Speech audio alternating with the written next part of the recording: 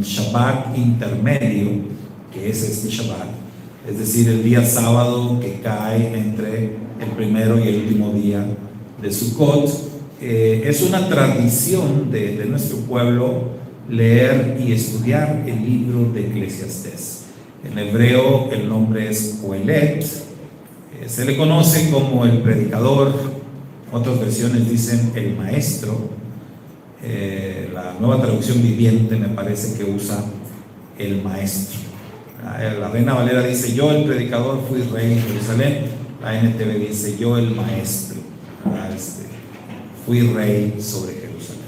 Entonces, lo comentábamos anoche, incluso hicimos algunas preguntas de Eclesiastés anoche, no nada más de Sukkot, también preguntamos sobre este libro de Eclesiastés y decíamos que pues hay 5 rollos, 5 megilot en el judaísmo que se leen en diferentes festividades, y decíamos que cada uno de ellos encuentra una conexión muy directa con la fiesta que corresponde. Decíamos Purim, pues, el libro de Esther. ¿Por qué? Porque justamente hay una conexión muy directa. Purim es una fiesta que surge del libro de Esther. Shavuot con el libro de Ruth, que ocurre justo en esa época. Pero decíamos, la fiesta de Sukkot y el libro de Eclesiastés no tiene una conexión directa. No existe una conexión directa. Tienes que hacerlo tú. O sea, tienes que pensar. Nuestra hermana Leida nos ayudó ayer, ¿verdad?, pensando, y nos puso ahí varias conexiones. Nos decía, pues Eclesiastés habla de lo efímero de la vida, ¿no?, lo transitorio, lo temporal de la vida, y Sukkot pues es una fiesta donde hacemos lugares de habitación temporales. Bueno, ahí ya estamos haciendo una conexión, pero tenemos que pensar en cómo establecer esa conexión. Entonces no hay una conexión directa.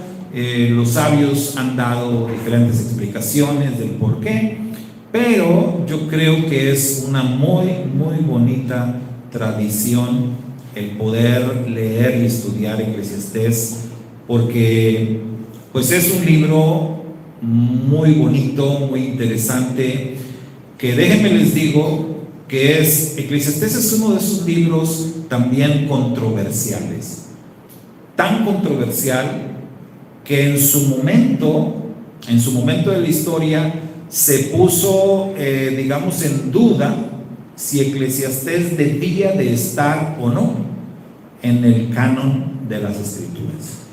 Y esto por el pueblo judío. O sea, aquí no estoy hablando del canon, no estoy hablando de jueces de la iglesia tradicional, que fueron los que en algún momento, ¿verdad?, hicieron su concilio y decidieron qué libros iban a entrar en el canon. Pero estoy hablando del canon judío, o sea, de los libros del Tanaj, de lo que se conoce como Antiguo Testamento. En su momento, los sabios judíos tenían que decidir qué libros iban a estar considerados, porque usted sabe que hay muchos más libros escritos por judíos que podían entrar dentro del canon, pero ellos tenían que tomar la decisión cuáles iban a quedar. Eclesiastés estuvo en duda, no sabían si meterlo o no meterlo. Hay otros libros, por ejemplo, ¿cuántos conocen o han leído el libro de Enoch? ¿Sí? ¿Varios? El libro de Enoch está fuerte, muy fuerte, diría yo. Yo la verdad, la primera vez que comencé a leerlo, me detuve. En determinado momento me detuve y dije, mejor lo dejo para después. Está fuerte el libro de Enoch. Entonces, el libro de Enoch no lo consideraron para que formara parte del canon. ¿Usted se imagina el libro de Enoch en el Antiguo Testamento? Estaría muy fuerte eso, ¿no? Muy controversial. Entonces los sabios decidieron no lo vamos a meter. Eclesiastés estuvo en esa misma situación. ¿Por qué? Bueno, porque una de las frases que más se repite durante todo el libro es aquella frase que dice: come, bebe, disfruta de la vida, disfruta de los placeres. Se repite una y otra vez, muchas veces. Entonces el libro era calificado como hedonista, ¿no? Como pues, este hombre es nada más disfrutar de los placeres de la vida. Pero lo que los llevó a los sabios a tomar la decisión y decir sí lo vamos a poner, es porque cada vez que aparece esa frase en el libro de Eclesiastés, está respaldado por el nombre de Dios. O sea, cada vez que se hace mención de eso, el libro dice: porque esto es algo que a Dios le agrada, porque esto es algo que Dios planeó, porque esto es algo que Dios quiere para ti. Ante eso dijeron, pues hay que ponerlo, ¿verdad? Hay que considerarlo. Esto definitivamente es un plan de Dios.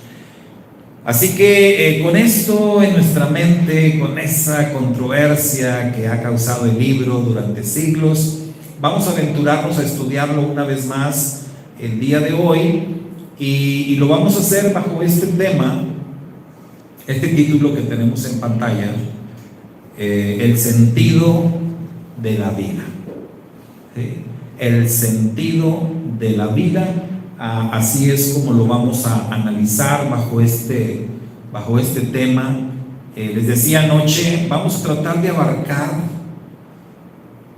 en lo posible todo el libro, o sea, no verso por verso, pero vamos a considerar varias partes del libro, sobre todo textos en donde se menciona el nombre de Dios. Ahora, en Eclesiastés, hay que decirlo, el Eterno no aparece con su nombre, aparece con uno de sus títulos.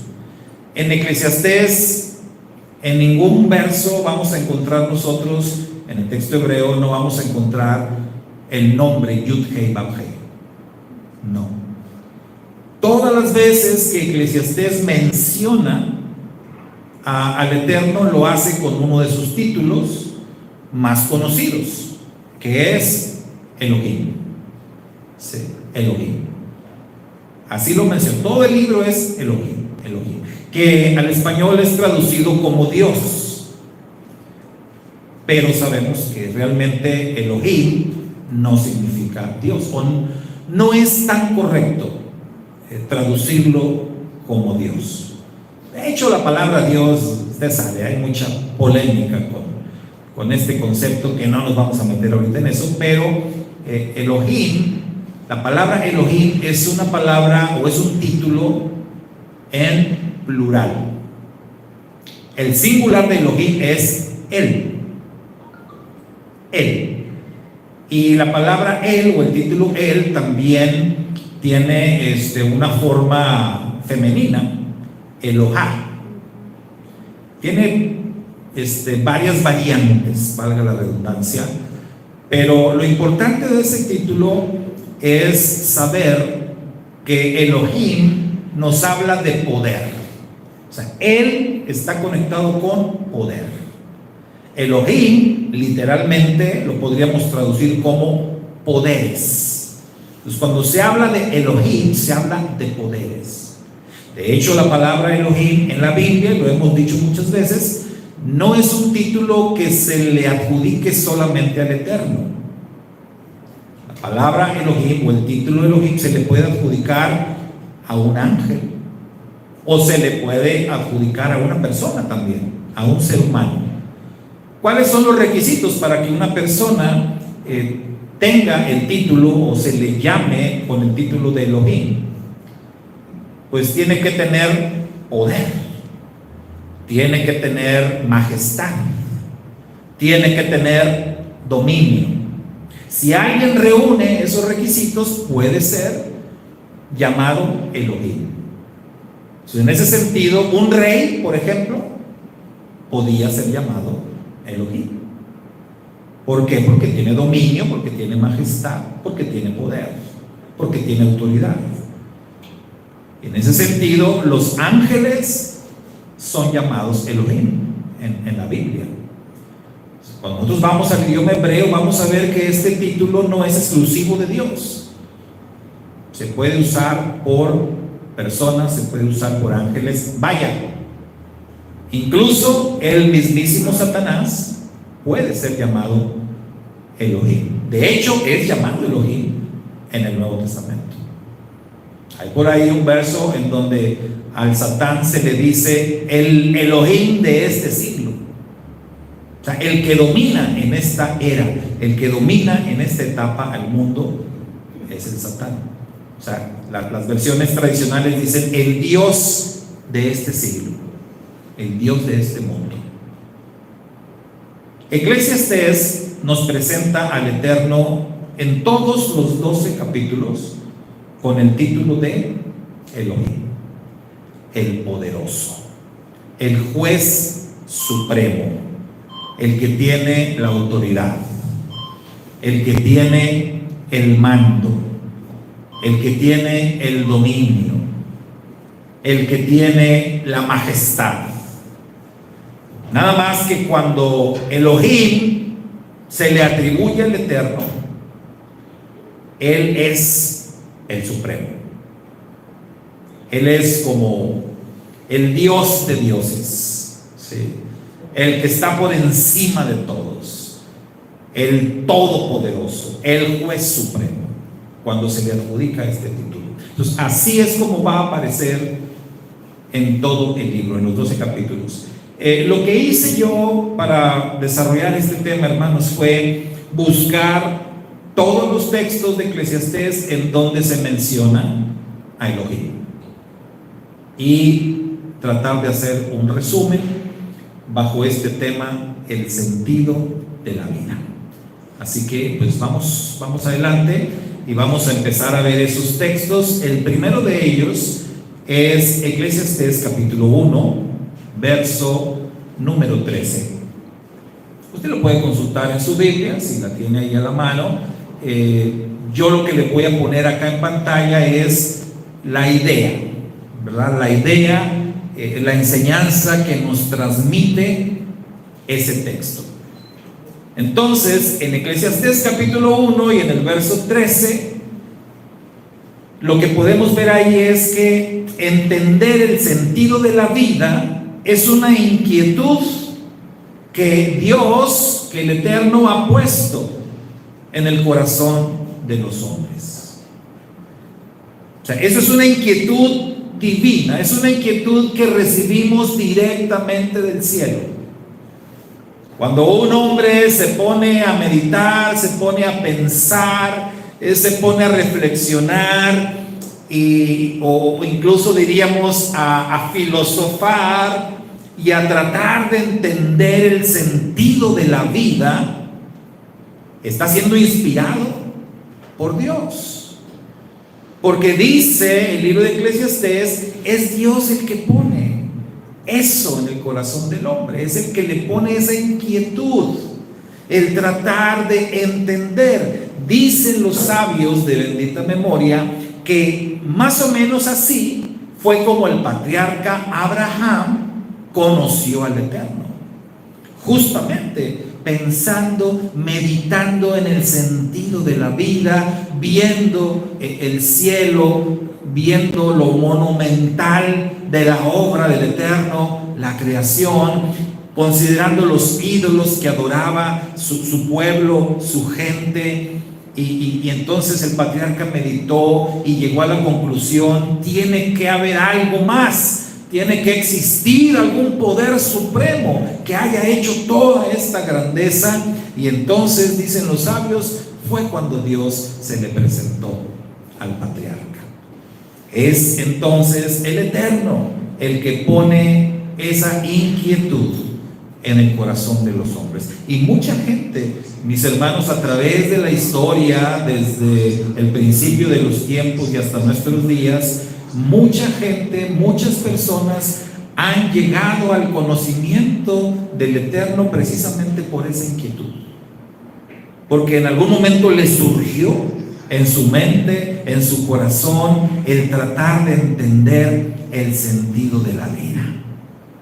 Usted sabe que hace muchos años surgió por ahí un libro dentro del cristianismo que tuvo un éxito tremendo, que tuvo un éxito rotundo, que se convirtió en un bestseller.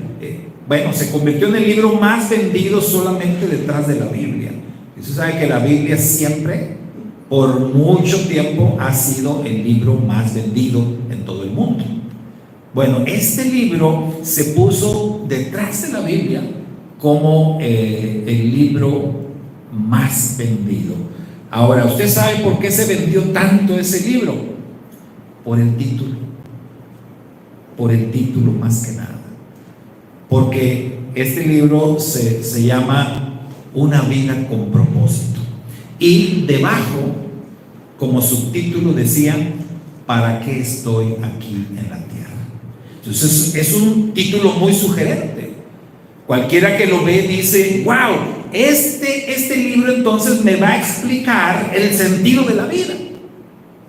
Aquí por fin voy a saber yo y voy a entender cuál es el sentido de la vida. Eso, lo que hizo que ese libro fuera tan vendido, nos demuestra que la gran mayoría de las personas tiene esa misma inquietud. Muchos no lo dicen, muchos no lo aceptan, o muchos no lo saben expresar, pero la gran mayoría de los seres humanos tenemos esa misma inquietud. Queremos saber y queremos entender cuál es el sentido de la vida. ¿Para qué existo? ¿Qué tengo que hacer? ¿Cuál es mi función? ¿Para qué estoy aquí? Bueno, Eclesiastés, el libro de Eclesiastés nos dice, nos explica que eso ocurre porque es nuestro creador, aquel que nos formó, aquel que nos hizo, nos puso ahí en nuestra cabecita, nos puso en nuestro cerebro un archivo, diríamos hoy, como una computadora, ¿no? Nos puso ahí un archivo en relación a tener esa inquietud, y que querramos todos saber y entender el sentido de la vida. Vamos a la siguiente. En esta siguiente diapositiva vemos varios textos.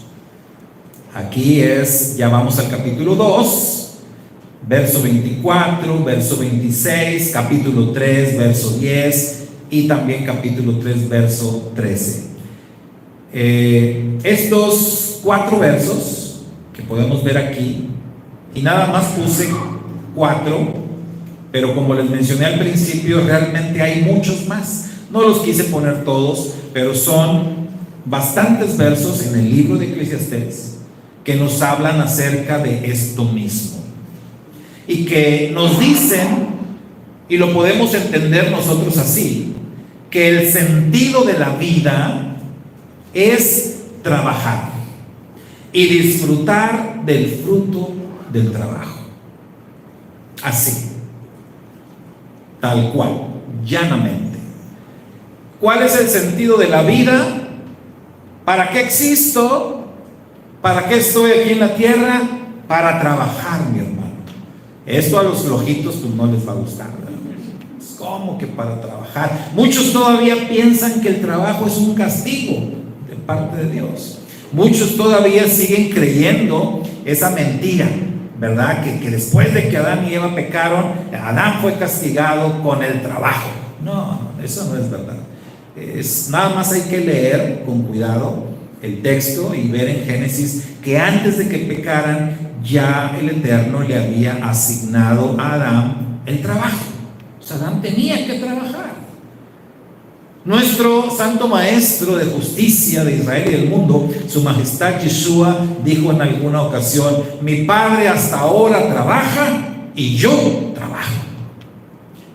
Si el creador del universo trabaja todo el tiempo, su bendito Hijo, nuestro Redentor, a quien le debemos la salvación, Él también trabaja todo el tiempo, está ocupado.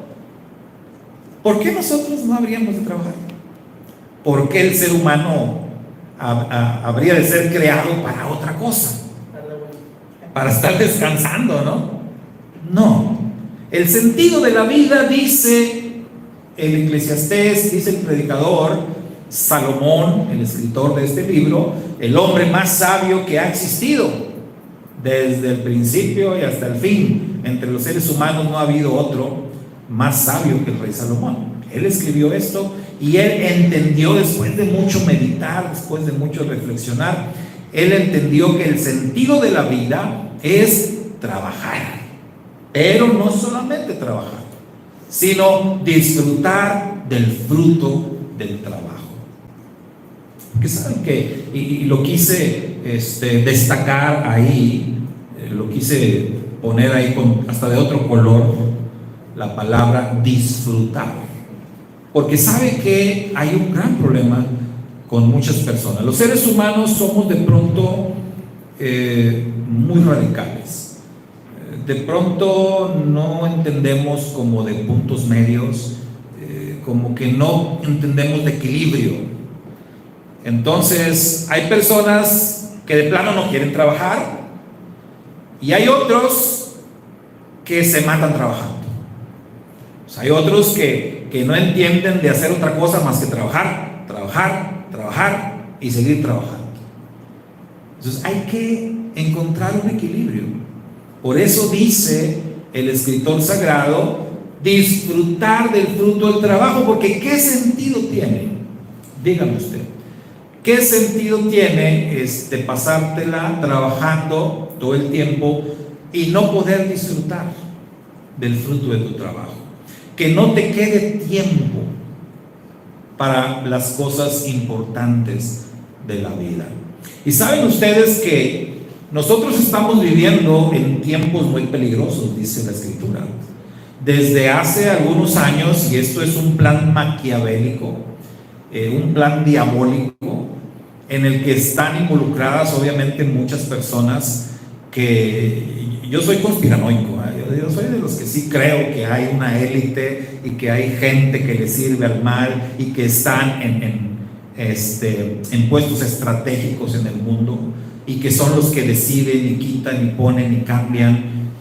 Y yo creo que desde un tiempo para acá este plan maquiavélico ha ido llevando a los seres humanos a un terreno totalmente contrario a la voluntad de Dios.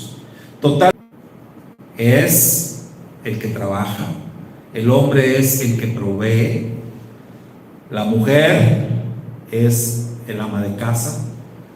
Entonces es el modelo de siempre, de siglos, de milenios. Así es como el Eterno lo diseñó y así es como funcionó siempre y funcionó bien. Ahora, esto no le quita absolutamente para nada, no hace para nada menos a la mujer. De hecho, la mujer virtuosa que aparece en Proverbios, hermano, es un dechado, es un ejemplo. Una mujer que hasta parece que no es de este planeta, porque no solamente cumple con todas las tareas del hogar, sino que apoya a su esposo, también se las ingenia para trabajar fuera de casa, pero sin descuidar lo que es su responsabilidad. En el modelo que el ser humano ha empujado a la humanidad en nuestros días, ha sido prácticamente obligatorio que en los matrimonios trabajen los dos. Y eso es un plan diabólico. O sea, la crisis ha ido en aumento, la carestía de la vida ha ido tan en aumento que en determinado momento pues ya no fue posible, porque ya no es posible que la mujer se quede en el hogar. Si la mujer se queda en el hogar, pues se van a morir de hambre, ¿verdad? A menos que de plano el hombre le vaya muy bien. Entonces muchas familias, o la gran mayoría, se ven forzados a que tanto el hombre como la mujer tienen que trabajar. ¿Y eso qué es lo que ha provocado? Un descuido de los hijos. ¿Y quién se ha aprovechado de esa situación? Pues el sistema, el mal, para adoctrinar a los hijos. en otras ideas, en otras filosofías. Y luego las jornadas de trabajo también. Las jornadas de trabajo que se empezaron a volver más exhaustivas. El ritmo de vida con los años ha ido aumentando. Ahora todo es rápido y corriendo y haciendo, y no me alcanza el tiempo y necesito que le pongan más horas al día porque no me alcanza. ¿Se fijan? Vivimos así. Vivimos estresados, vivimos preocupados, vivimos molestos, vivimos enojados. La gente allá afuera anda manejando toda enojada, toda estresada, porque no le alcanza el tiempo, porque no le alcanza el dinero, por toda la situación que se vive. Y todo eso, ¿usted cree que es un plan de Dios? No. Ese no es el modelo original, para nada. Pero es el sistema de este mundo el que se ha encargado de irnos empujando hasta este punto en el que estamos. Entonces, hoy en día, mucha gente trabaja bastante, trabaja largas jornadas, y el poco tiempo que le queda, pues quiere descansar, quiere recuperar fuerzas, y no tiene tiempo de disfrutar del fruto de su trabajo.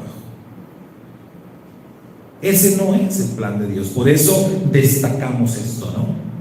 Sí, el Eterno quiere que trabajemos, pero el Eterno quiere que disfrutemos. Por eso es que tantas veces en este libro de Eclesiastés se repite la frase: come, bebe, disfruta, gózate. Pero la gente de esta generación, esas palabras son como raras. Son raras. ¿Qué es eso? Relájate. Una vez me decía a mí un médico: lo que tú tienes que hacer, Saúl, es relajarte. Y yo me quedé así. Y me dice: ni sabes qué es eso, ¿verdad? Ni sabes qué es relajarte. Digo: no, sí sé, ¿verdad? Sí entiendo. Dice: pues nada más te digo una cosa, me dijo el médico: si tú no eres capaz de relajarte, yo te voy a tener que ayudar. Te voy a tener que dar una medicina controlada. Le dije: no, viva la paz. Ni me las dé, porque no me las voy a tomar. Entonces tuve que aprender, hermano. Pero yo viví años, y lo tengo que decir, lo tengo que confesar, viví años con esto. Después de haberme porque ya para eso yo me checaba, yo tenía mis pastillas, ya me había puesto una pastilla bajo la lengua, ya me había tomado otra, ya había hecho esto y aquello. No, pues ni modo, voy al hospital. En el hospital, varias veces cuando llegaba de madrugada, me tenían que aplicar un medicamento en la lengua, que es un medicamento muy fuerte. No recuerdo el nombre, pero sé que es algo muy fuerte. Cuando me aplicaban un disparo o dos de ese spray en la lengua, de veras yo sentía que mi corazón brincaba. Entonces, me daba unas sacudidas y luego ya me quedaba todo así como atarantado, y ya mi presión se normalizaba. Y ya me mandaban para la casa, ¿no?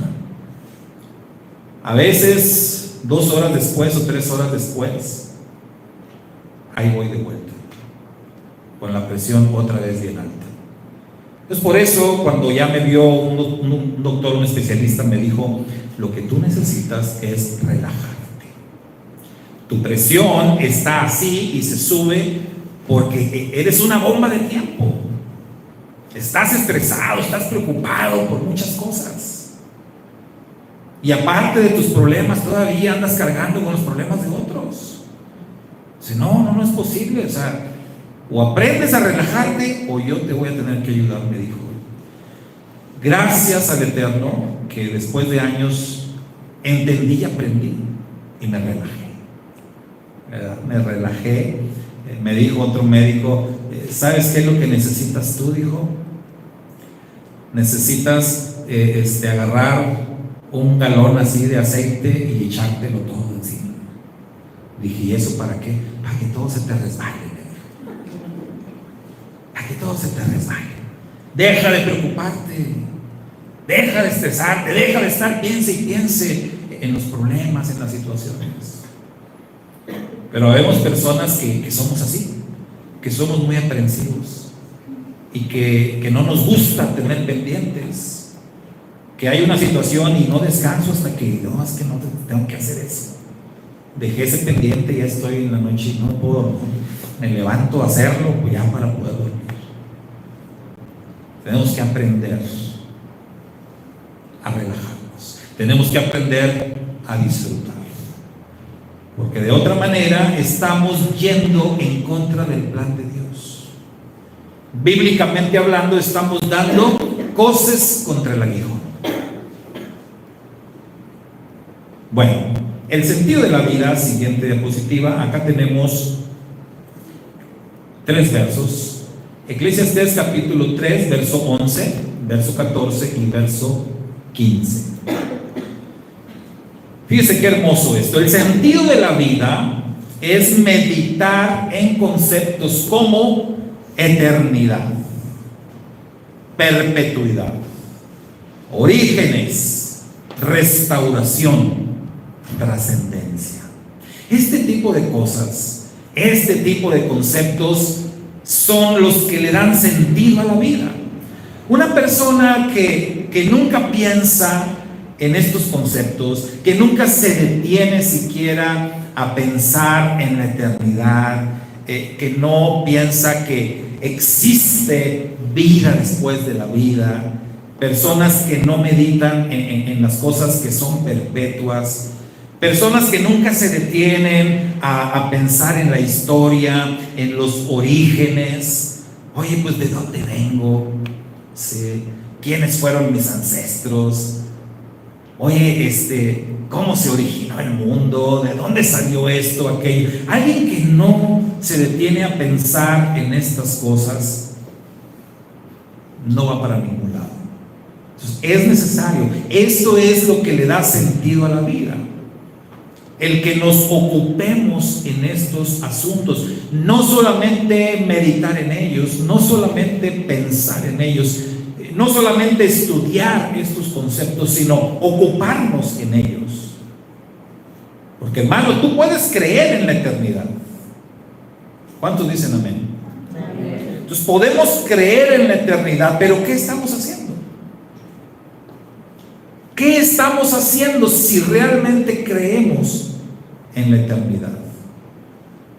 Porque la Escritura nos dice que tenemos que invertir en la eternidad, ¿verdad que sí? Hay que invertir en la eternidad.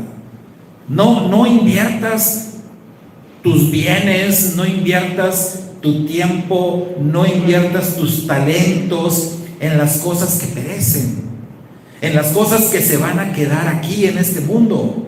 ¿Para qué te desgastas tanto?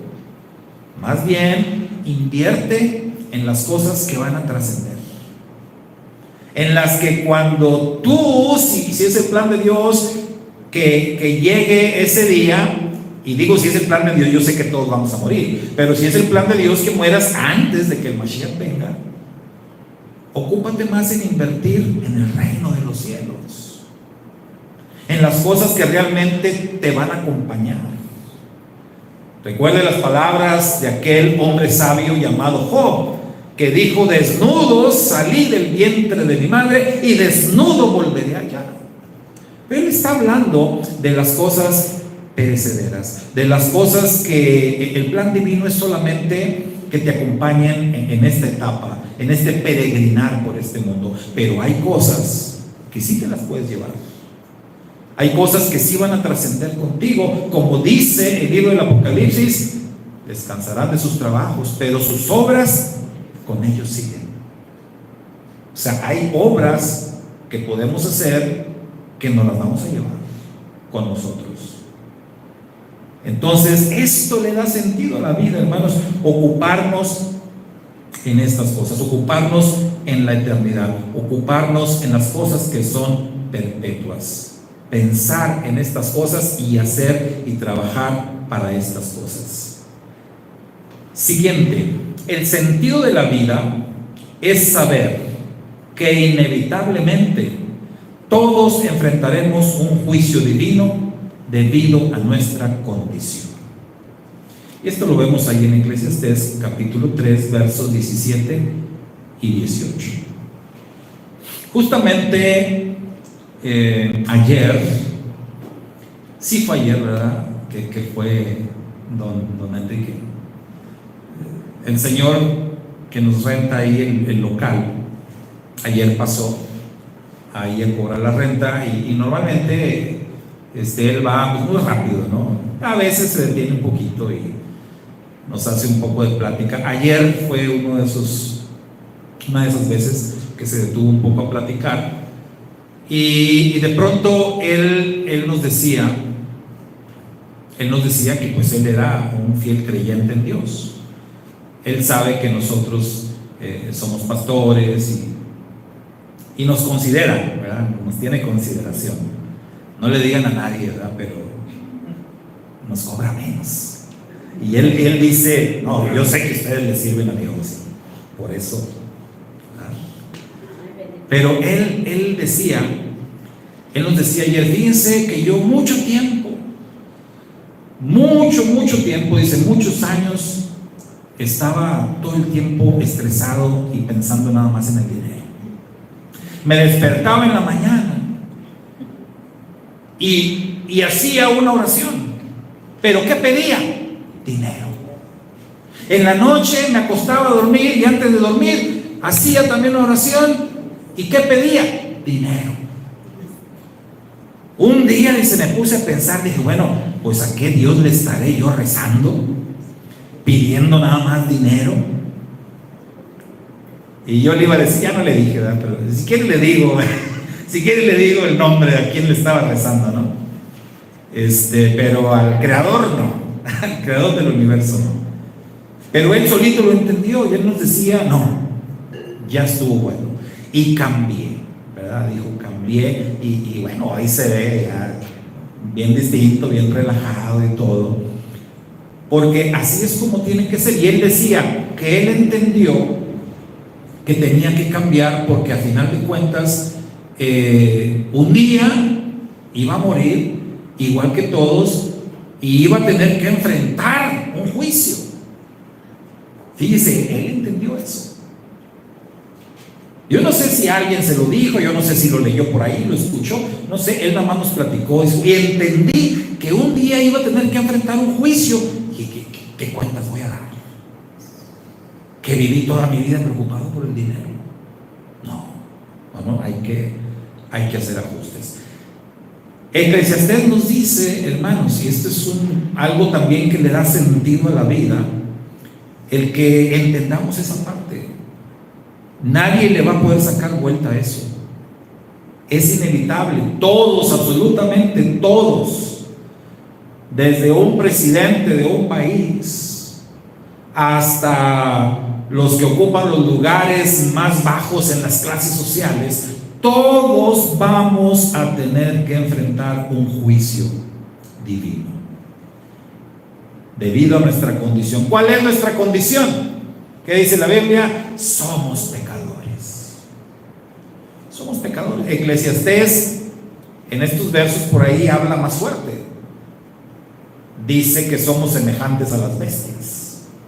Nos pone en un igual, ¿verdad?, con los animales.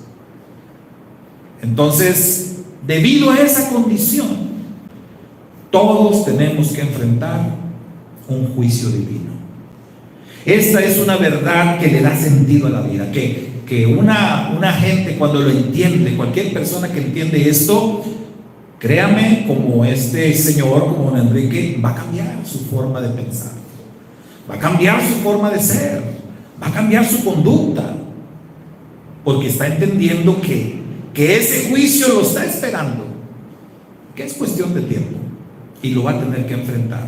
No tienes a dónde correr, no tienes dónde esconderte, vas a tener que estar ahí delante del juez supremo. Entonces, saber esto sí que le da sentido a la vida. Siguiente, para el capítulo 5, ya en el capítulo 5 de Eclesiastés, y en los versos del 1 al 7 encontramos esta tremenda verdad que le da todavía más sentido a la vida. Y es que esto, hermanos, esta verdad es que tenemos que buscar a Dios. Tenemos que buscar a Dios. Lo que nos dice el predicador en estos versos, a grandes rasgos, es justamente eso: busca a Dios. Pero no solamente lo busques, dice: acércate a Él. Acércate a Él. Y sobre todo, escúchalo. Escúchalo. Es una necesidad imperiosa, es una necesidad primordial para todo ser humano, oír a su Creador. Esa es la parte más importante. Porque está escrito, hermanos, que la fe viene ¿por qué? Por el oír. Y el oír por la palabra de Dios. La fe viene por el oír, y sin fe es imposible agradar a Dios. Entonces vea la importancia de ser sensibles, de tener oídos sensibles. Y como alguien dijo, ¿verdad? Por eso el Eterno nos ha dado 2 oídos. Si te falla uno, pues entonces el otro. Tenemos que aprender a oír, ser sensibles, hablar menos, escuchar más. El predicador dice: busca a Dios. Cuando les he mencionado acerca de el sistema de AA, siempre les he mencionado que me maravilla a mí los 12 pasos que manejan en Alcohólicos Anónimos. Y cuando lo estudié, que tuve la oportunidad de repasar el manual de los 12 pasos, y yo dije: a mí no me van a engañar, ¿verdad? El que escribió esto fue alguien que tenía mucho conocimiento de las Escrituras, porque prácticamente los 12 pasos están bien delineados o inspirados en las Sagradas Escrituras, en el tema de hacer teshuvá, ¿verdad? De arrepentirse. Pero saben que al final de los 12 pasos, en donde para nada ahí les mencionaban, ¿no? Les hablaban de Dios o esto, pero cuando una persona llega a la meta y cumple con el programa de los 12 pasos, al final siempre le dicen: ahora que ya cumpliste con el programa, ahora busca a Dios y aférrate a Él desesperadamente. Eso es lo que te va a mantener sobrio. Es lo que le dicen.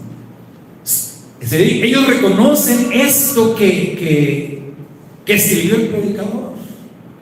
Necesitamos buscar a Dios, buscarlo desesperadamente. La Escritura dice: busquen al Señor mientras puede ser hallado. ¿Qué quiere decir esto? Que habrá un momento donde ya no se le podrá encontrar. Entonces busquen al Señor mientras pueda ser hallado. Llámenle en tanto que Él está cercano. Deje el hombre impío sus caminos y el hombre inicuo sus pensamientos, y vuélvase al Eterno, el cual tendrá de él misericordia. Esto es una gran necesidad. Esto es algo que le va a dar sentido a la vida definitivamente. Cuando tú escuchas a Dios hablarte, y entonces tienes que tomar una decisión: abrazar su pacto. Dice el predicador: abrazar su pacto, creerle, hacer lo que Él está diciendo. Y algo que destaca Eclesiastés en varias partes del libro también es tener temor de Dios. Ese no es el único texto, hay varios textos en donde se destaca esto, se enfatiza que lo que le va a dar sentido a la vida del ser humano es tener temor de Dios. Algo que está desgraciadamente muy escaso en nuestros días. Vamos a la siguiente. Eclesiastés capítulo 7 versos 13 y 14. De allí aprendemos, hermanos, que el sentido de la vida es aprender a vivir en la abundancia y también en la escasez, sabiendo que todo viene de Dios.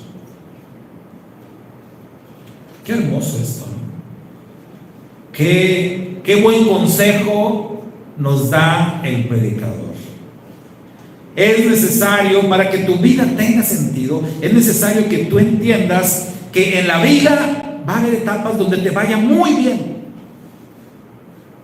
y disfrutes y tengas de todo, pero va a haber otras ocasiones donde te va a ir muy mal y donde a lo mejor no vas a tener ni para comer.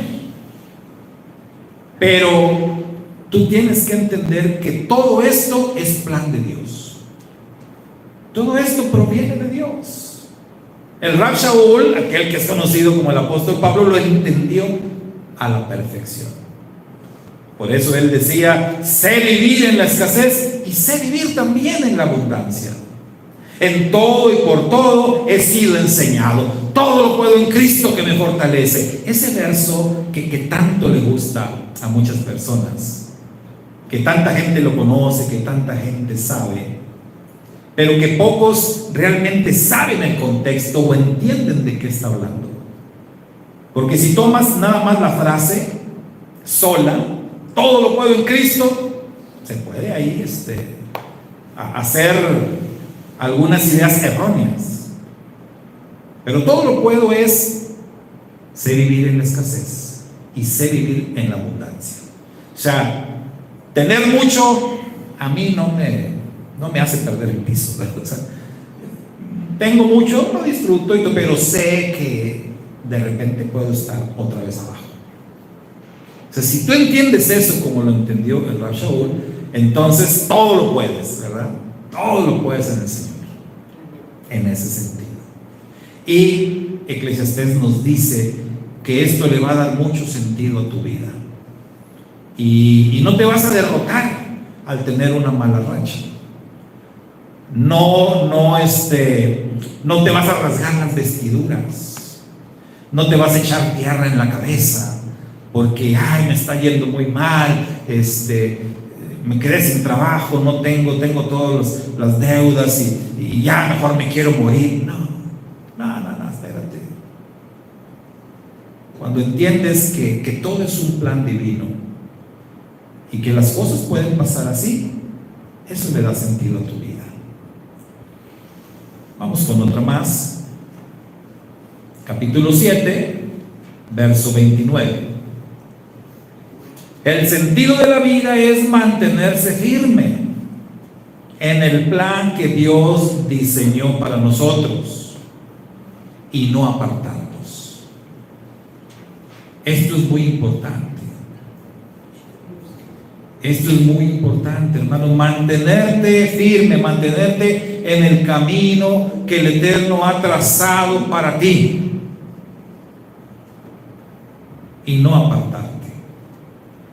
Nuestro Santo Maestro decía: separados de mí, nada podéis hacer.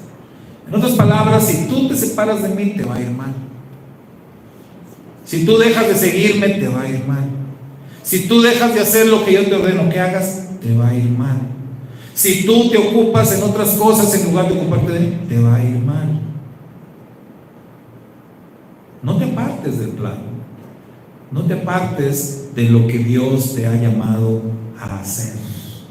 No permitas que todas esas distracciones que el enemigo pone te vayan a hacer descuidarte, te vayan a hacer caer. En un libro que se llama Rompiendo las Cadenas, el autor describe el camino de la vida de esta manera. Él dice: tú estás frente a un camino totalmente despejado. Al final del camino está el autor y consumador de la fe, nuestro Señor. Allá está y nos está esperando. Nosotros tenemos que avanzar por el camino haciendo su voluntad, haciendo lo que Él planeó para que hiciéramos.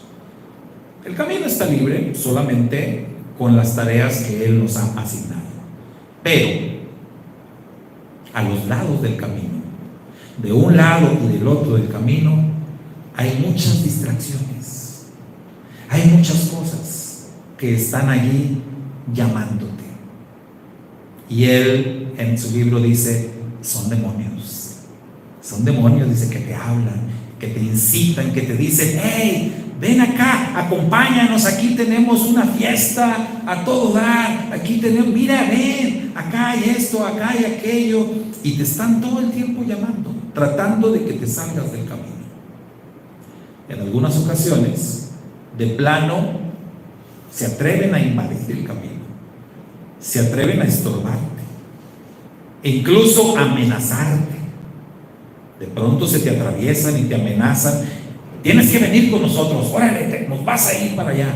Tú tienes que mantenerte firme y seguir por tu camino, haciendo lo que el Señor te mandó, hasta que llegues a la meta.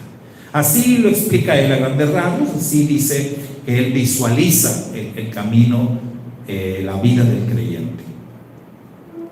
¿Qué tenemos que hacer? ¿Qué dice la Escritura? Mantener nuestra mirada puesta, como viendo al invisible. Puestos los ojos, dice el escritor de los Hebreos, puestos los ojos en Yeshua, el autor y consumador de la fe. Si yo empiezo a voltear para los lados del camino, me voy a distraer. Probablemente me voy a detener, voy a dejar de avanzar. O peor aún, me voy a salir del camino. Y quién sabe hasta dónde me salga y ya tenga problemas para regresar.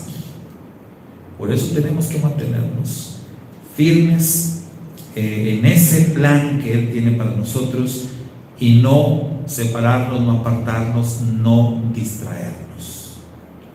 Sabemos que hay muchas cosas aquí en el mundo, pero nosotros tenemos que estar bien concentraditos en lo que el Señor nos ha ordenado.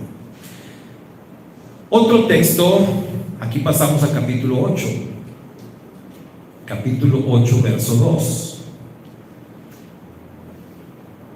Yo les estoy poniendo nada más el texto, pero realmente hay que ver todo lo que dice el contexto, ¿verdad? Porque no solamente lo que dice el texto es todo, hay mucho ahí, mucha riqueza en los versos siguientes o anteriores a los que yo les estoy mencionando. Eclesiastés 8:2 nos enseña que el sentido de la vida es sujetarse a las autoridades que Dios ha puesto sobre nosotros y que estén en línea con Él. Entonces este pasaje, capítulo 8, desde el verso 1 y varios versos más adelante, nos habla acerca de ese tema. Ahí lo menciona como el rey, ¿verdad? Sujétate al rey, obedece al rey, porque el rey tiene la autoridad y el rey te manda y el rey te dice. Entonces, ¿qué nos está enseñando? Es una enseñanza que está en otras partes de la Biblia también muy clara. Para que nuestra vida tenga sentido, hermanos, tenemos que aprender a sujetarnos a las autoridades que Dios ha puesto sobre nosotros. ¿Saben ustedes que hay personas que les cuesta mucho trabajo? Ayer mi esposa me enseñaba un video, ¿verdad?, de un niño que está, pues, supongo que está como llorando el niño ahí en el video y llorando dice, no, yo ya quiero cambiar y me quiero portar bien y no sé qué, enséñenme a portarme bien, pero está como atorado, ¿no? En algo, fue y se atoró y lo están tratando de sacar y está sufriendo porque está atorado, su cabeza ahí metida en un juego. Y ay, mijito, pues que te portas muy mal. No, pero yo ya me quiero portar bien, mamá, yo quiero cambiar, y que esto y que enséñame a portarme bien. ¿Qué hago para portarme bien? No, mijito, pues lo que tienes que hacer para portarte bien, pues es, tienes que hacer caso, mijo. Y el niño dice, nada, nunca voy a hacer caso. Ay, qué tremendo eso, ¿no? Y nos da risa, pero qué barbaridad. Y es un niño como de 5 o 6 años. No, nunca voy a hacer caso. Hay personas así. Hay personas a las que les cuesta mucho trabajo someterse a la autoridad. Tenemos que aprender, hermano. Aquí siempre va a haber autoridades. Una razón por la cual el pueblo judío usa la kippah, el famoso gorrito, ¿verdad?, que se pone, y una razón por la cual las mujeres judías usan, como mi esposa trae ahorita, ¿verdad?, este tocado en su cabeza, el tener la cabeza cubierta en el judaísmo es un recordatorio que vivimos bajo autoridad. O sea, yo no soy el que esté por encima de nadie. O sea, yo estoy debajo siempre. Tener una cubierta en la cabeza te recuerda que estás bajo autoridad. No solamente bajo la autoridad de Dios, sino bajo la autoridad de personas que Dios ha puesto para que estén encima de ti. Pero si un niño no es capaz de sujetarse a la autoridad de sus padres, dime tú, mi hermano, mi hermana, ¿qué va a hacer de ese niño? ¿Qué va a pasar con ese niño? Esto es algo que no es así. Como dijo aquel hermano, les platiqué la anécdota, ¿se acuerdan de aquella niña que en una reunión de iglesias se estaba portando muy mal? Su papá era pastor y el pastor estaba acá arriba. Él estaba dirigiendo la reunión, presidiendo la reunión. Ahí en la reunión había más de 100 personas, entre pastores y líderes de las iglesias. El pastor está dirigiendo y en esa iglesia había así como aquí un altar, pero aquí todo alrededor de la plataforma hay iglesias que ponen como un barandal de madera, así. Pues la niña se iba por allá, por aquel lado, se subía al barandal como podía, porque estaba chiquita, se subía al barandal y luego se quería venir por el barandal caminando. Entonces toda la gente, los más de 100 que estábamos ahí, en lugar de estar poniendo atención al pastor que nos estaba hablando, estábamos como se va a caer la niña. Estamos bien preocupados por la niña. ¿En qué momento se cae? Y se abre la cabeza o algo. Pero nadie decíamos nada.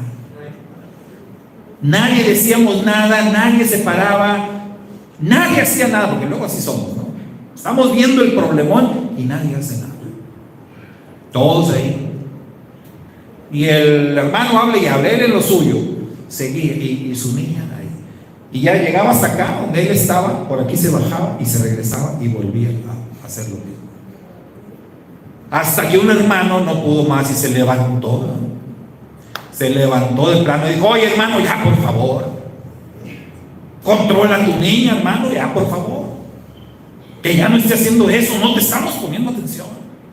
Lo que todos queríamos decir, pues alguien se atrevió y lo dijo. ¿Y saben qué dijo el pastor? Aunque le diga, hermano, no me va a hacer caso. No me va a hacer caso, hermano, ni para qué le diga. Pero qué, hermano, no le has enseñado a obedecer. No, hermano, usted no le haga caso, déjele. Dijo: bueno, si tú no eres capaz de enseñarle, alguien le va a enseñar. Y que se encamine el hombre. Que se encamine. Yo no sé qué iba a hacer. Yo no sé si la iba a agarrar y le iba a dar un estate quieto. Yo no sé. Se encaminó el hombre. ¿Y qué creen que pasó? Que se levanta como un resorte la mamá. Allí estaba la mamá. Ahí estaba la mamá. Yo todo el tiempo pensé: pues quién sabe dónde andará la mamá. No, ahí estaba. Pero cuando yo había un peligro a su niña y vio a aquel hombre que iba bien dispuesto a disciplinarla, se paró como un resorte, corrió, agarró a la niña y salió corriendo. Y eso tenías que haber hecho desde el primer intento. Ya se la llevó afuera. Pero oigan, qué situación tan tremenda. Todo originado, ¿por qué? Por alguien que no se sujeta a la autoridad. Los niños deben sujetarse a la autoridad. ¿Dónde quedaron aquellos días? ¿Dónde quedaron aquellos tiempos donde bastaba una mirada del papá o de la mamá? La mamá nada más volteaba a ver al niño, nada más una miradita, unos ojos, y el niño ya bien derechito, ¿no? Porque ya mi mamá me vio feo. Ya no hay eso. Ya no hay eso. O sea, los niños hoy son tremendos. Claro, es profético esto, hermano. Son los tiempos difíciles donde les cuesta someterse a la autoridad. En los tiempos cuando yo era niño en las escuelas, el salón de clases, miren, silencito, todos ahí haciendo lo que nos ponía a hacer el maestro y todos atentos. Y donde alguien hiciera algo, se portara mal, no hombre, volaba el borrador o lo que fuera, o un gis, o nada más sentías el levantón de la patilla, ¿verdad? Donde venga para acá. Pero mire, todos bien portados. Ahorita tú vas, me ha tocado pasar por alguna escuela, por algún salón de clases, y pues que están solos los niños o qué. No hay maestro, no hay maestra, un desastre. No, sí, ahí está, pero no puede. Niños, por favor, niños, para acá, niños, háganme caso. No. El sentido de la vida es sujetarse a las autoridades, hermano. Pero cada vez más existe este conflicto en donde las personas no se quieren sujetar. Y eso pasa en las escuelas y pasa en los trabajos. Oiga, qué problema en los trabajos, que no te quieran hacer caso. Si tú eres un supervisor y que tú le digas, ¿verdad?, a tu subalterno, oye, es que tenemos que hacer esto, y que no te haga caso, que no se quiera sujetar a la autoridad, o lo hace y lo hace de mala gana, o te responde, o te hace caras, o te sabotea. Pero también pasan esas cosas. Todo eso se origina por esta situación. No se quieren someter a la autoridad. Eclesiastés nos dice que para que la vida tenga sentido, uno tiene que sujetarse a la autoridad que Dios ha puesto, destacando siempre que la autoridad esté en sintonía con Dios, esté en línea con Dios. Porque usted sabe que hoy en día muchas de nuestras autoridades ya no están en sintonía con Dios, ya no están en línea con Dios. Hay cosas terribles. Mire, antes decíamos los pastores en los casos de los matrimonios, cuando alguien se quería casar, y los pastores decíamos, primero cásate por el civil, hermano. Cásate por el civil, cuando me traigas tu acta de matrimonio civil, pues ya yo te caso aquí en la iglesia. Eso era un error. Yo me di cuenta, y yo dije, ¿qué error? ¿No? Porque, pues, ¿cómo? O sea, ¿qué es más importante? ¿Qué es más importante, Dios que los hombres? Había una confusión. Hoy en día yo les digo, sinceramente, si no te quieres casar por el registro civil, la ley de los hombres, pues ni te cases. Porque la verdad, la ley ya está bien corrompida. Yo les digo, si tú crees que te conviene, pues, adelante. Si te ofrece algo, alguna ventaja, adelante. Pero si no, mira, tú cásate delante de Dios y haz un compromiso con el Eterno. Haz un contrato matrimonial delante del Eterno, con las reglas del Eterno. ¿Por qué? Porque la ley está corrompida. La ley ya le dio la espalda a Dios. La ley ahora ya casa hombre con hombre, mujer con mujer, y hacen todo tipo de abominación. Yo no puedo estar sujeto a esa ley. Yo no puedo estar apoyando esa ley. No puedo estar de acuerdo con esa ley. Sí, Dios me dice sujete. Todavía hay pastores que dicen, hermano, pero es que Dios dice que te sujetes. Sí, me sujeto si ellos están en línea con Dios, pero si no, yo no siento ningún compromiso, ninguna responsabilidad de sujetarme a ese tipo de leyes. Bien, el siguiente, capítulo 9. Ahí vamos.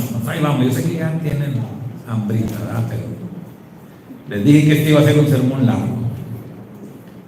Desde anoche lo advertí. Dicen por ahí, sobre aviso, no hay engaño. El sentido de la vida es prepararse para la muerte y las tragedias repentinas. Eclesiastés capítulo 9, versos 1 al 12. Esto también le va a dar mucho sentido a nuestra vida. Mucha gente pretende en su paso por esta vida ignorar a la muerte. Mucha gente no quiere ni siquiera pensar en la muerte. Hay muchas personas que si tú tocas el tema de la muerte te dicen, cállate, cállate, no estés hablando de eso. O se paran y se van. O si estás platicando de tragedias o de enfermedades, también dicen, ya no estén hablando de eso, hombre. Nada más estás llamando a la muerte, estás llamando a la tragedia. No hables de esas cosas. Se niegan completamente. Dígame usted, ¿sirve de algo negarse? ¿Sirve de algo cerrarse? No. ¿Le vas a poder sacar vuelta? No. Así como no es posible sacarle la vuelta al juicio del que hablábamos hace rato, tampoco es posible evitar la muerte o burlar a la muerte, ni burlar a las enfermedades, ni burlar a las tragedias repentinas. El que tú quieras pensar, a mí no me va a pasar, no quiere decir que no te va a pasar. Todos estamos expuestos y es mejor prepararse. Es mejor ser consciente.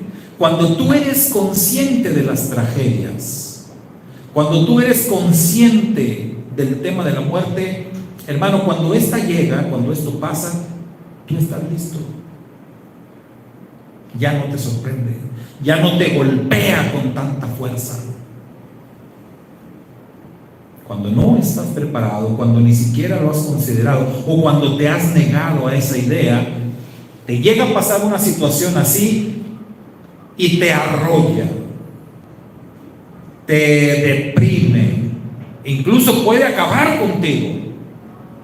Por eso es mejor prepararse. Yo lo entendí hace muchos años. O sea, yo perdí a mi padre cuando yo era apenas un niño pequeño de 10 años. Y eso me golpeó tremendamente, pero me preparó para tragedias futuras.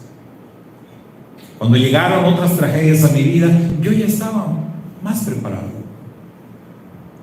Ya no era como que no lo esperara o no lo hubiera pensado.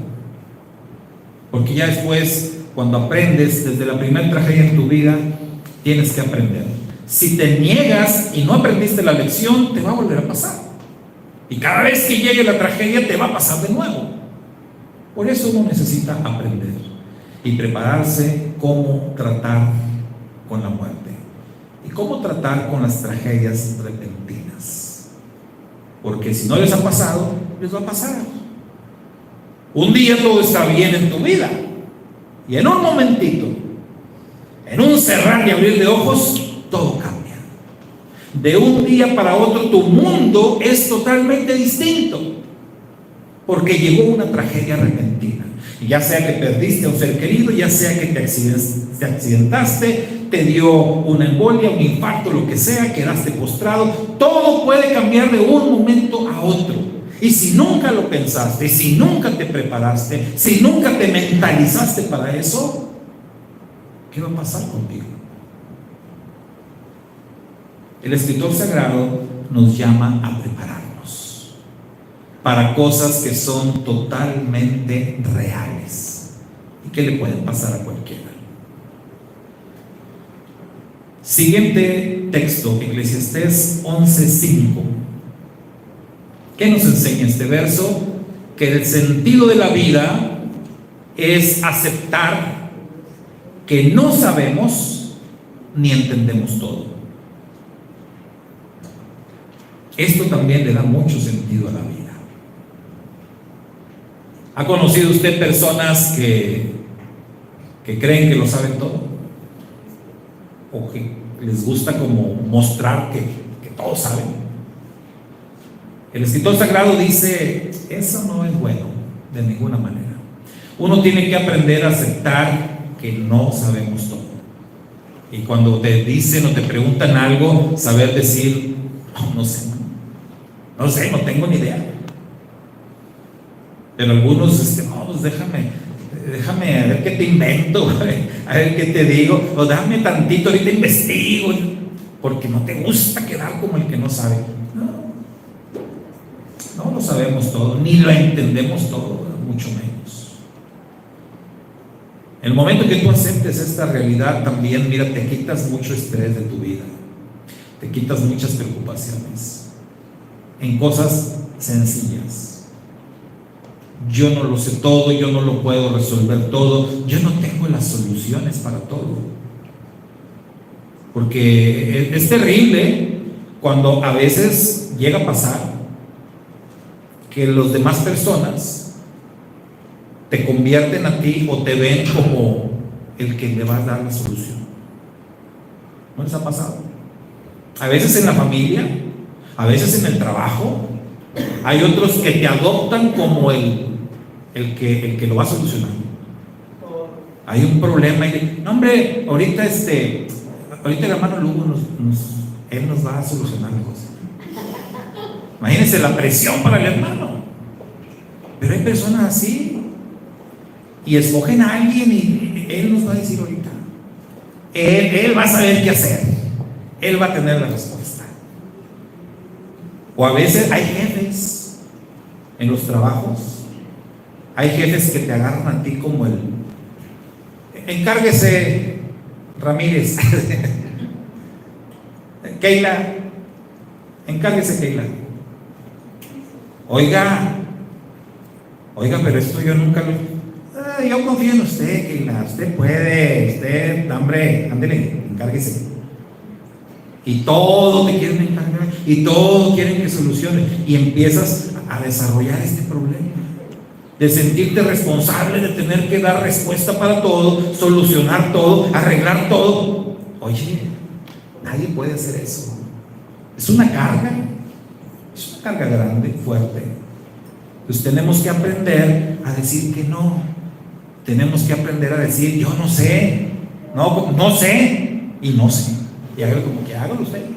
Yo no lo voy a hacer. Porque de otra manera, pues vamos a vivir en constante fricción, preocupación, estrés. Y eso no es lo que queremos, y no es lo que Dios quiere tampoco.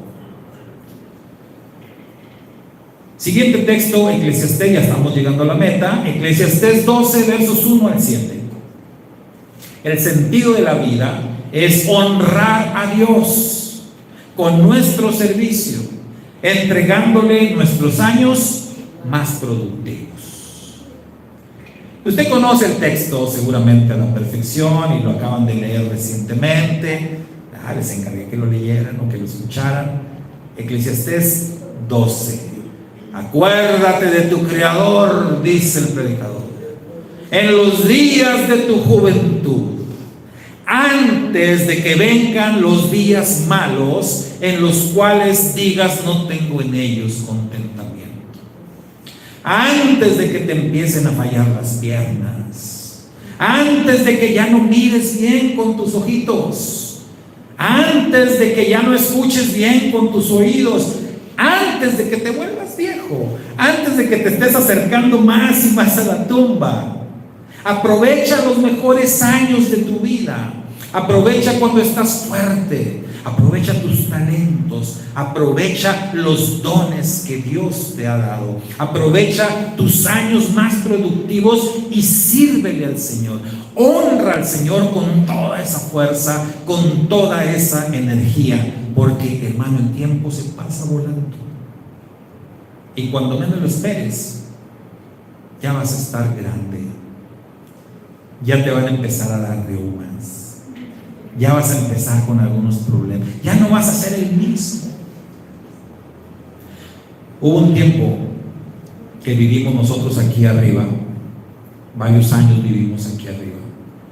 Y luego venían algunos pastores a visitarme. Y recuerdo el caso de un pastor, un buen amigo, que yo creo que él era mayor que yo, como 10 años.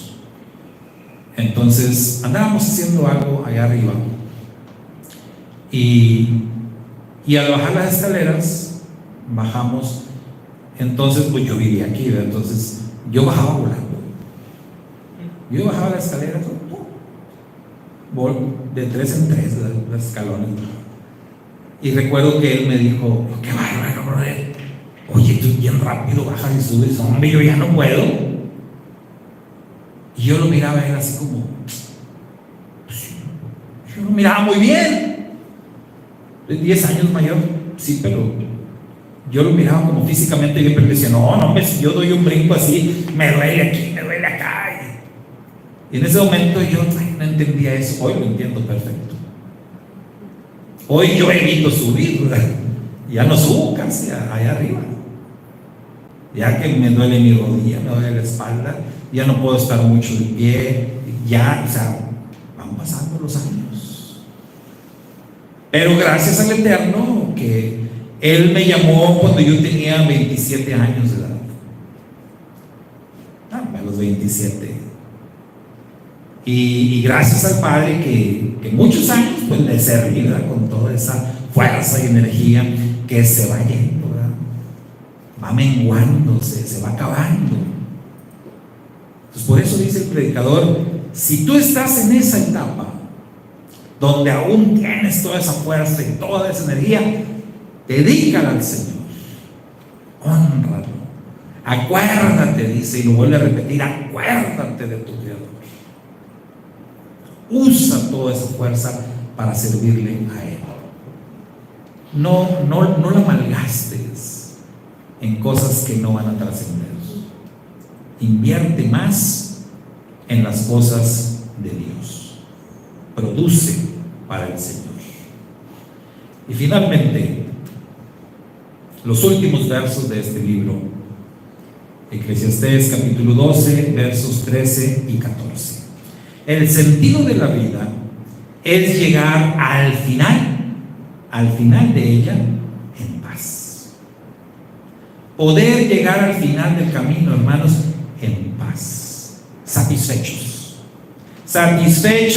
sabiendo que hicimos lo correcto.